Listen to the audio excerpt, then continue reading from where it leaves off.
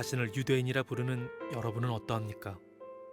여러분은 모세의 율법을 의지하며 하나님과 사귄다고 자랑합니다. 여러분은 하나님의 뜻이 무엇인지도 알며 율법을 배웠기 때문에 무엇이 옳은지도 분별할 수 있습니다. 여러분은 스스로가 앞못 보는 사람의 인도자요, 어둠 속에 있는 사람의 빛이라고 확신하고 있습니다. 또 율법에서 지식과 진리의 근본을 터득했다고 하면서 여러분 자신을 어리석은 사람의 교사요, 어린아이의 선생이라고 생각합니다. 그러는 여러분이 다른 사람은 가르치면서 왜 여러분 자신은 가르치지 않습니까? 다른 사람에게는 도둑질하지 말라고 설교하면서 여러분 자신은 왜 도둑질을 합니까? 간음하지 말라고 말하면서 여러분은 왜 간음을 행합니까? 우상은 미워하면서 여러분은 왜 신전에 있는 물건을 훔칩니까? 율법이 있다고 자랑하면서도 그 율법을 지키지 않음으로써 하나님을 욕되게 하는 까닭은 또 무엇입니까? 너희 때문에 하나님의 이름이 이방인들 사이에서 욕을 먹고 있다고 성경에 기록된 말씀과 어쩌면 그렇게도 똑같습니까? 여러분이 율법을 지키면 여러분이 받은 할례는 가치 있는 것이 되지만 율법을 지키지 않으면 여러분은 할례를 받지 않은 사람처럼 되고 맙니다. 반대로 할례를 받지 않은 이방인이 율법이 명하는 내용들을 지키면 하나님께서는 그 사람을 할례를 받은 사람으로 여기지 않겠습니까? 할례는 받지 않았어도 율법을 지키는 사람이 할례는 받았으나 율법을 어기는 여러분을 오히려 율법의 파괴자라고 판단할 것입니다. 그러므로 겉모습만 유대인인 사람은 진정한 의미에서 유대인이 아닙니다. 그리고 몸에만 행해진 할례는 진정한 의미에서 할례가 아닙니다. 마음으로 유대인인 사람이 진정한 의미에서 유대인입니다. 그리고 율법이 아니라 성령을 따라 마음에 받는 할례가 진정한 의미의 할례입니다. 그런 사람은 사람이 아니라 하나님께로부터 칭찬을 받습니다. 로마 교회는 이방인들하고 유대인들이 이렇게 섞여 있었어요. 로마 교회 사도 바울이 복음을 전해 주어야 하는데 이방인들에게 하나님을 마음에 두기 싫어하고 하나님을 아는 지식을 하찮게 여김으로 영적인 파상 상태에 빠져 있는 모습이 어떤 모습인지 설명을 해주죠. 1장의 내용이에요. 2장에서는 하나님을 이미 알고 있는 사람들, 유대인들이에요. 유대인들에게 복음을 전해야 되는데 그들이 율법을 지키고 할례를 받은 백성으로 살아가고 있지만 하나님의 은혜로부터 얼마나 멀어져 있는지를 보여주어야 하거든요. 2장에서 자기 자신에 대해서 너무 자신만만하게 살아가고 있는 유대인 성도들, 유대인들을 향해서 당신들에게도 복음이 필요하다라고 하는 메시지를 사도 바울이 던져줍니다. 유대 사람들이 나라가 망한 다음에 전 세계에 흩어져서 살아가게 되는데 유대인으로서의 정체성을 가지고 살아가거든요. 그 사회에 동화되지 않고 유대인들로서 정체성을 갖고 살아갑니다. 그렇게 할 수 있는 이유는 그들이 할례를 지키고 있었기 때문이고 율법을 따라서 살고 있기 때문입니다. 율법을 지키는 것도 아무런 문제가 되지 않고 할례를 받고 있다라고 하는 것도 아무 문제가 되지 않습니다. 오히려 그 두 가지가 있기 때문에 그들이 하나님의 백성이다라고 하는 사실을 기억할 수 있었습니다. 그런데 왜 그들은 율법을 붙들고 있으면서 할례를 행하고 있으면서 하나님으로부터 멀어지고 있을까요? 이게 율법주의 신앙의 한계입니다. 율법주의 신앙이 뭐냐면 형식에 얽매여서 살아가고 있는 것이죠. 어떤 종교적인 행위를 함으로써 하나님에게 인정받을 수 있다라고 느끼고 믿는 것이 율법주의적인 신앙입니다. 당신은 크리스찬입니까? 물어봤을 때 나는 교회를 다닙니다. 나는 교회를 빠지지 않습니다. 나는 기도를 합니다. 나는 세례를 받았습니다. 그러므로 나는 크리스찬입니다. 나는 어렸을 때부터 교회 울타리를 벗어난 적이 없습니다. 그러므로 나는 크리스찬입니다. 우리 아버지가 목사입니다. 우리 아버지가 집사입니다. 우리 아버지가 장로입니다. 그러므로 나는 크리스찬입니다. 이렇게 답하는 것이 율법주의적, 형식주의적, 공로주의에 사로잡힌 신앙 안에 갇혀 있다라고 하는 증거입니다. 어떻게 율법을 지키면서 할례를 받았다고 생각하면서 하나님과 멀어질 수 있는가? 왜냐하면 율법을 주신 하나님을 잊기 때문입니다. 율법을 지키고 있는 그 신앙적인 행동, 율법적인 행동, 종교적인 행동에 너무 심취되어 있는 나머지 율법을 주신 하나님을 사랑하는 것을 잊게 되는 것입니다. 자기 행동에 집중을 함으로 그 행동을 함으로 사랑하고 믿어야 되는 하나님에 대해서는 잊게 되는 거죠. 나는 새벽기도 한 번도 안 빠졌어. 철야기도 빠져본 적이 없어. 나는 매일 아침에 일어나서 큐티하고 하나님 묵상해. 그 사실 때문에 오히려 하나님으로부터 멀어질 수 있다라고 하는 것이 사도 바울이 우리에게 던져주고 있는 메시지입니다. 교회 울타리를 한 번도 벗어난 적이 없는데 하나님으로부터 멀어질 수 있다. 사도 바울이 로마 교회에 있는 유대인 성도들을 향해서 주고 있는 메시지이기도 하고 우리가 오늘 하나님 앞에서 들어야 하는 메시지이기도 합니다. 자, 유대인들이 자기 자신에 대해서 어떻게 이해를 하고 있는가? 자신들이 하나님의 백성이기 때문에 율법을 갖고 할례를 받은 백성이기 때문에 자신들에게 임해온 은혜에 대해서 어떻게 이해하고 있는가? 17절부터 20절까지 말씀에 나와 있는데요. 그들이 이해하고 있는 self-understanding, 자기 자신에 대한 이해는 이런 것이었습니다. 읽어볼까요? 자신을 유대인이라 부르는 여러분은 어떠합니까? 여러분은 모세의 율법을 의지하며 하나님과 사귄다고 자랑합니다. 여러분은 하나님의 뜻이 무엇인지 알며 율법을 배웠기 때문에 무엇이 옳은지도 분별할 수 있습니다. 여러분은 스스로가 안못 보는 사람의 인도자요 어둠 속에 있는 사람의 빛이라고 확신하고 있습니다.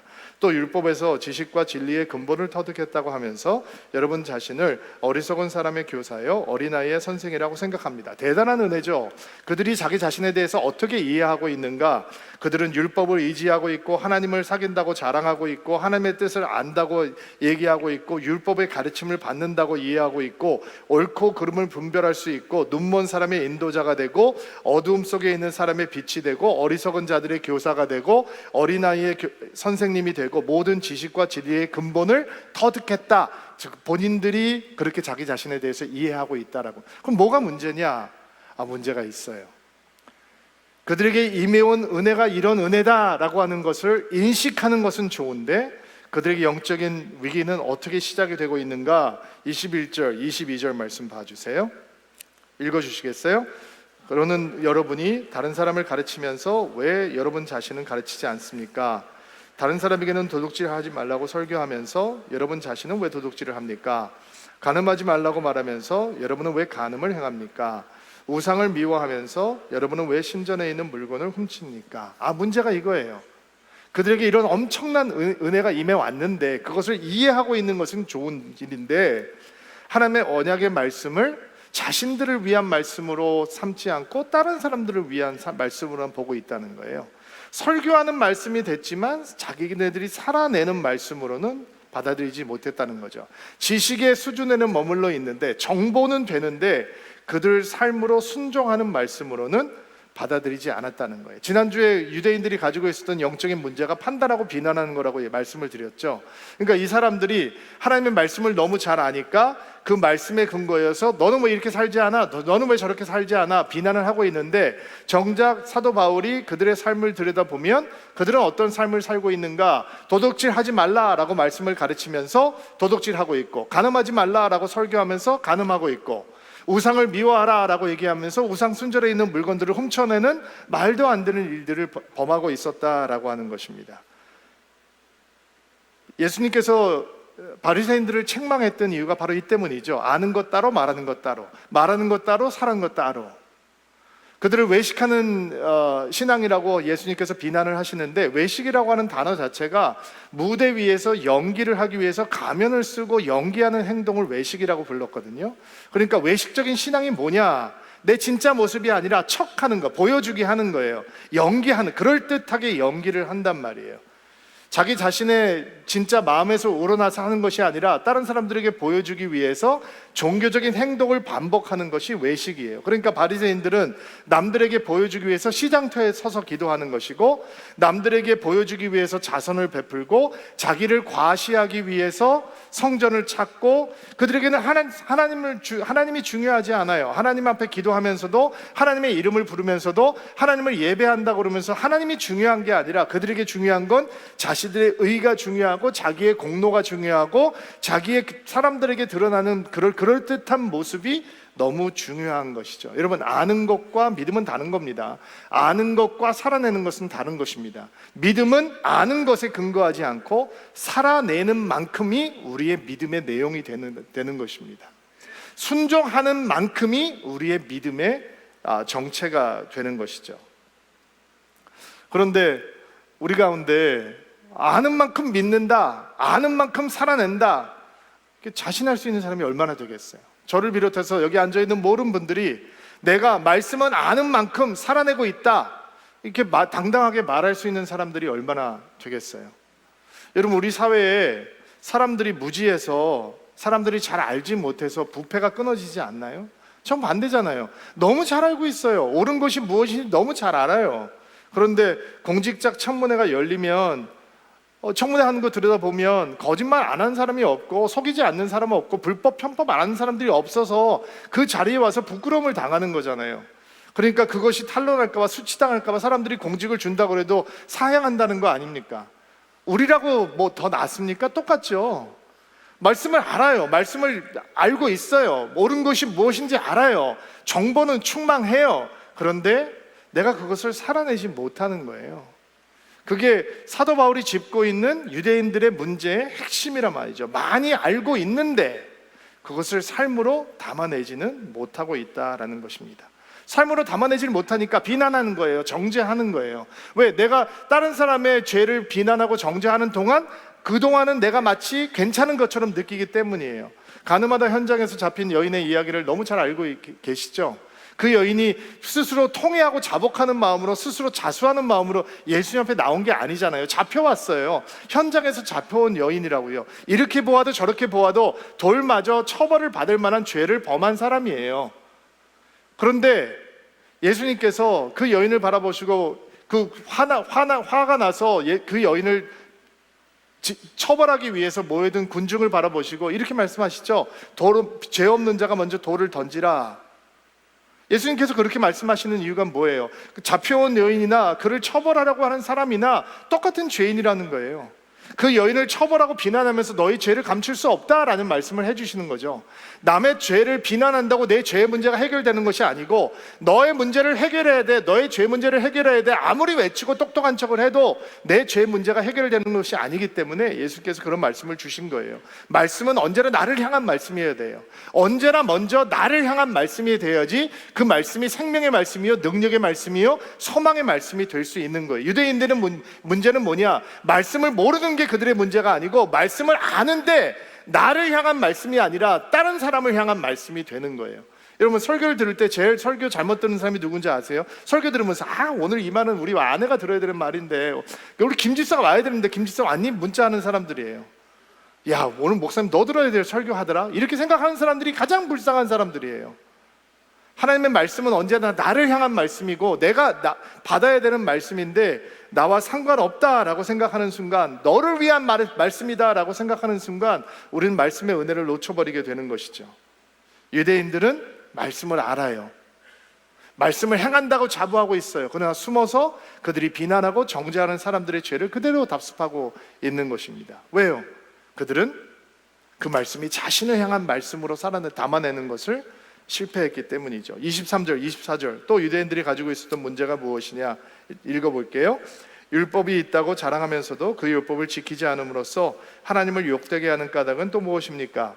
너희 때문에 하나님의 이름이 이방 사람들 사이에서 욕을 먹고 있다고 성경에서 기록된 말씀과 어쩌면 그렇게 똑같습니까? 유대인들의 문제, 말씀을 그렇게 잘 알고 있는, 할례 받았다고 자랑하고 있는 유대인들의 문제는 하나님의 말씀을 온전히 따르지 않는 삶의 결과에 대해서 너무 소홀하게 생각했다는 거예요. 너무 무지했어요. 너무 가볍게 여겼어요. 도둑질하지 말라라고 하면서 도둑질하고, 간음하지 말라 하면서 간음하고, 우상 숭배하지 말라 하면서 우상의 신전을 물건을 훔쳐다가 팔고, 이러면서도 그 결과가 어떤 것인지 그들은 너무 가볍게 여겼다는 거죠. 말씀을 따라 살지 않는 삶에 대해서 사도 바울이 뭐라고 얘기하느냐? 하나님을 욕되게 한다, 이렇게 얘기를 해요. 표현이 너무 세죠. 너무 세요. 이런 말씀 쓰기 막 부담스러워요. 우리가 말씀을 따라 살고 싶어요. 근데 그렇게 못할 때가 너무 많잖아요. 근데 하나님을 욕되게 하기 위해서 그렇게 하는 건 아니잖아요.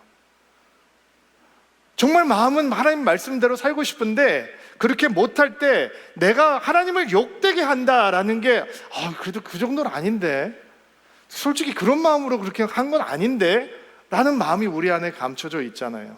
근데 사도 바울은 너무 세게 표현을 하는 거예요. 말씀을 따라 살지 않는 것, 말씀을 알면서 그 말씀들을 삶으로 담아내지 못하는 것은 하나님을 욕되게 하는 것이다. 왜 그렇게 센 표현을 하고 있을까? 믿음의 사람이 된다라고 하는 건 하나님의 이름을 품는 거거든요.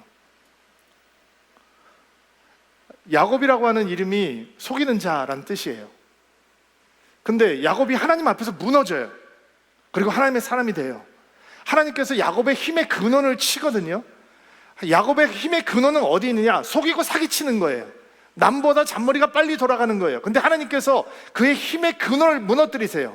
그리고 그 하나님 앞에 쓰러져요. 하나님 앞에 쓰러진 자만이 다시 일어날 수 있는 거죠. 하나님의 사람이 될 수 있는 거예요. 그리고 하나님께서 그의 이름을 바꿔주세요.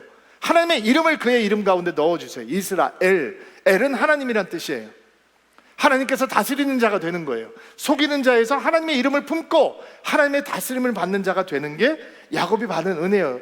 우리가 예수님을 만나면 어떻게 되냐? 예수의 이름을 품는 거예요. 우리가 그리스도인, 크리스찬, 그리스도를 따라 사는 삶, 그리스도를 닮아가는 삶, 그리스도의 향기가 되는 삶, 그리스도의 빛과 소금이 되는 삶, 예수의 이름이 우리 가운데 임해 온다고요. 그러니까 우리가 하나님의 말씀을 따라 살고 예수의 말씀을 따라 살아야 하는데, 그것을 못한다고 그게 다 그렇지, 그렇게 다 살 수 있는 사람이 이렇게 넘어갈 수 있는 문제가 아니라, 우리가 예수의 사람으로 살아가지 못할 때 예수의 명예가, 예수의 영광이 추락하게 된다고요. 이게 사도 바울이 우리에게 얘기해주고 있는 내용이죠. 제가 대한민국 국민이잖아요. 제가 어느 외국에 나가서 너무 부끄러운 죄를 짓고 잡혀서 제 얼굴이 신문에 대서특필됐다고 한번 상상을 해보세요. 대한민국 사람이 다른 나라에 가서 국가 망신을 시키는 사고를 치고 신문 기사에 난 거예요. 그러면 제가 사고를 치면 미국이 부끄러워져요? 일본이 부끄러워져요? 아니잖아요. 대한민국이 부끄러워지는 거. 왜? 내가 대한민국 사람이니까. 내가 예수 믿는 사람인데 내가 말씀대로 살지 못하면 그럴 수 있어 넘어가는 게 아니라, 내가 예수 믿는 사람인데 말씀대로 살아내지 못하면 하나님의 영광이 땅으로 떨어지는 게, 그게 하나님을 욕되게 한다라고 하는 거예요. 우리 시대에 우리가 겪고 있는 부끄러움과 수치는 하나님의 영광을 땅에 떨어뜨린 교회들이 너무 많고 성도들이 너무 많고 목회자들이 너무 많다라고 하는 거의 결과예요. 목사님, 그럼 어떻게 해야 됩니까? 정말 말씀대로 살고 싶은데 그게 하나님을 욕되게 하는 것이라면 정말 두려운데, 그럼 내가 말씀대로 따라 살 수 없는데, 목사님, 그러면 나는 늘 하나님을 욕되게 하는 삶을 살 수밖에 없는 겁니까? 우리의 고민이죠. 그 고민에 대한 이야기는 결론을 다룰 때 한번 이야기를 해볼게요. 사도 바울이 유대인들이 율법주의 신앙에 빠져 있는 유대인들의 이 영적인 파상 상태를 폭로하면서 그의 논쟁을 이제 할례 이야기로 옮겨갑니다. 이스라엘 백성들이 자기 자신이 특별하다라고 느끼는 이유는 뭐냐면, 그들이 할례 받은 백성이다라고 하는 것 때문이거든요.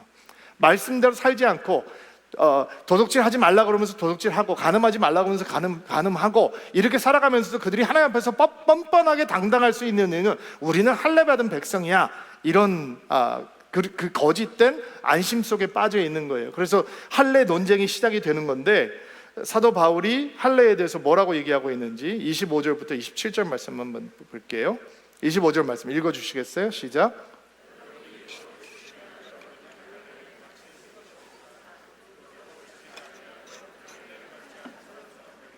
할례는 받지 않았어도 율법을 지키는 사람이 할례는 받았으나 율법을 어기는 여러분을 오히려 율법의 파괴자라고 판단할 것입니다.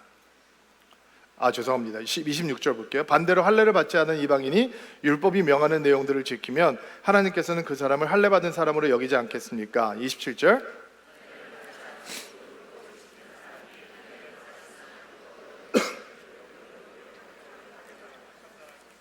자, 바울의 얘기는 이런 거예요. 할례가 특별한 것이 아니라 할례를 받은 백성이기 때문에 말씀을 따라 살 때 할례의 가치가 살아난다라는 거예요. 할례를 받았지만 말씀을 따라 살지 않으면 그 할례는 가치 없는 것이 돼버리고, 할례를 받지 않았지만 말씀을 따라 산다면 하나님 앞에서는 그 사람이 할례를 받은 사람이 되는 거고, 할례를 받았는데 지 마음대로 살아가고 있는 사람들을 할례를 받지 않은 사람들이 볼 때 그 사람들이야말로 율법의 파괴자다라고 이야기하지 않겠냐라고 이야기를 하고 있는 것이죠. 사도 바울이 생명 없는 형식주의, 율법주의에 빠져 있는 유대인들을 향해서 폭탄 선언을 하는 겁니다. 그 폭탄 선언이 뭐냐? 혈통적인 표면적인 유대인들이 유대인이 아니라, 할례를 받았다고 그냥 유대인이 되는 게 아니라, 유대인인 거는 하나님의 백성이라고 하는 뜻이니까 혈통적인 이 표면적인 유대인이 하나님의 백성이 아니라, 할례를 받았다고 하나님의 백성이 되는 것이 아니라 마음의 할례를 받아야 진짜 하나님의 백성이 된다라고 얘기하고 있는 거예요. 28절, 29절 말씀 봐주세요. 읽어볼게요. 시작. 그러므로 겉모습만 유대인인 사람은 진정한 의미에서 유대인이 아닙니다.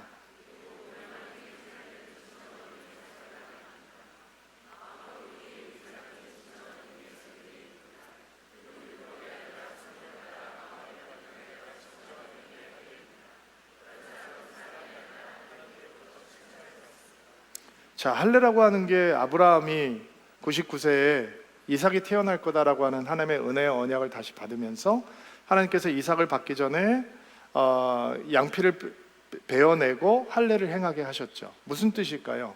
끊어버린다는 거예요. 남아있는 세상적인 흔적을 끊어버리고 너는 이제 온전히 하나님께 속한 사람이다, 믿음의 백성이다, 언약의 백성이다 라고 하는 흔적을 그 예식을 통해서 남기는 거예요. 단순한 의료 행위로 끝나는 게 아니에요. 너는 내게 속한 사람이다, 나는 너의 전부다 라고 하는 뜻이 할례 속에 감춰져 있는 거예요. 그래서 유대 사람들은 자신들이 하나님께 속한 사람이고 세상을 끊어버리고 오직 하나님만 붙들어야 되는 믿음의 민족이라고 하는 것을 기억하기 위해서 몸의 흔적을 남기는 거예요. 기억할 수 있도록.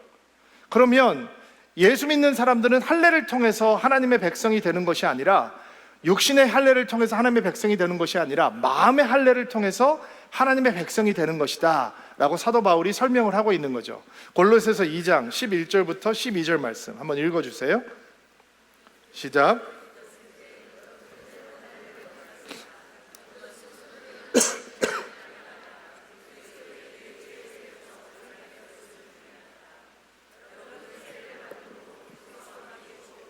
믿음 안에서 다시 그리스도와 함께 살아났습니다. 이 믿음은 모든 죽은 가운데서 그리스도를 다시 살리신 하나님의 능력을 믿는 것입니다. 자, 마음의 할례는 사람이 행하는 것이 아니라 예수께서 행하시는 거예요.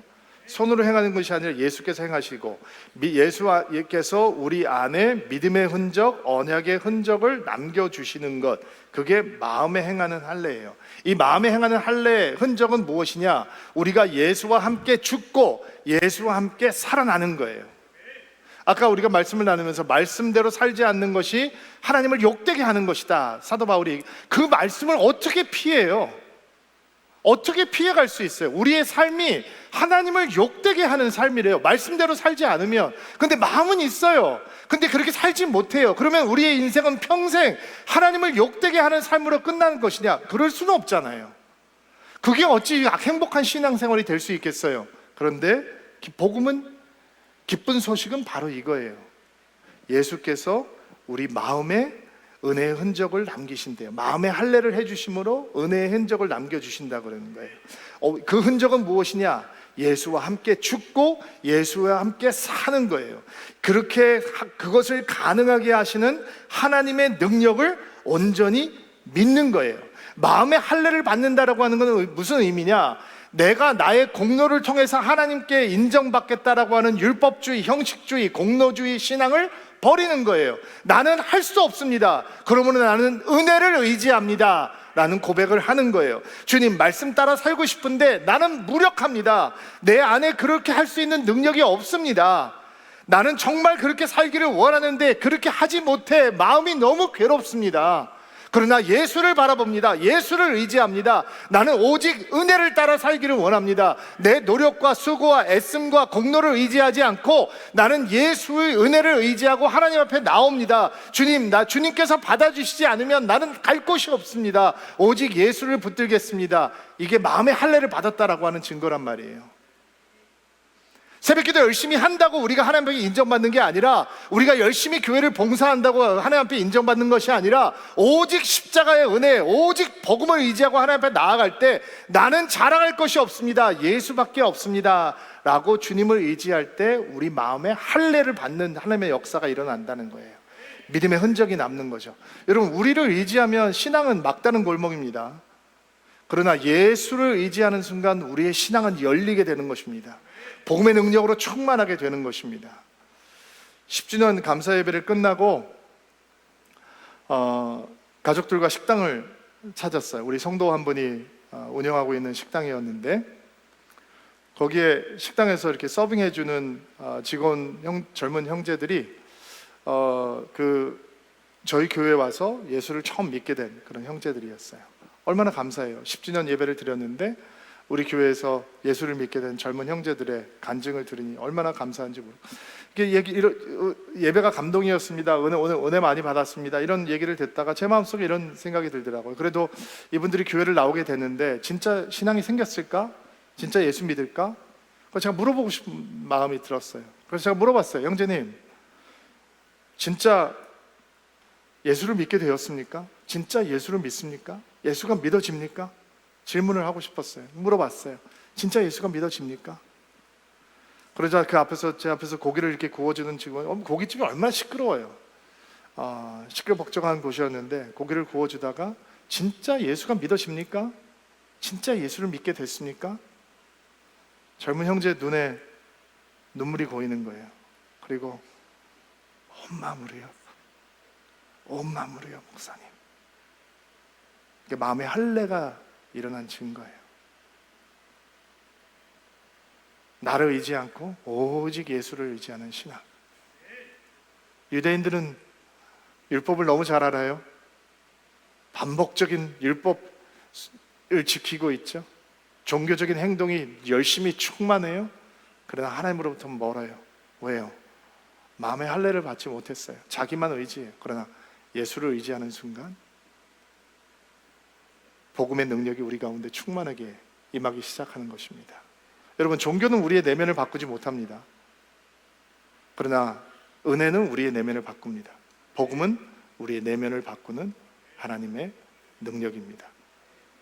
마음의 할례가 오직 예수를 의지하는 여러분들의 가운데 온전히 임하게 되는 복된 주일 되기를 주의 이름으로 축복합니다. 오랫동안 앉아 계셨는데 일어나시겠어요? 가슴에 손을 얹고 안수하시고요. 여러분, 축복하고 기도하겠습니다. 존귀하신 하나님, 교회 열심히 다니는 것만으로 만족하지 않게 하옵소서. 우리의 공로, 우리의 열심, 주님 앞에 아무런 의미가 없다는 것을 믿음으로 고백합니다. 그리고 다시 한번 주를 바라봅니다. 믿음의 주시에 온전케 하시는 주를 바라보고, 십자가를 바라보고, 예수의 사랑을 의지합니다. 예수의 은혜를 의지합니다. 우리 마음에 주께서 할례를 베풀어 주셔서 믿음의 흔적, 은혜의 흔적이 가득 임할 수 있도록 도와주옵소서. 오직 예수를 의지하고 사랑하는 신앙으로 거듭나게 하옵소서. 예수님의 이름으로 기도하옵나이다.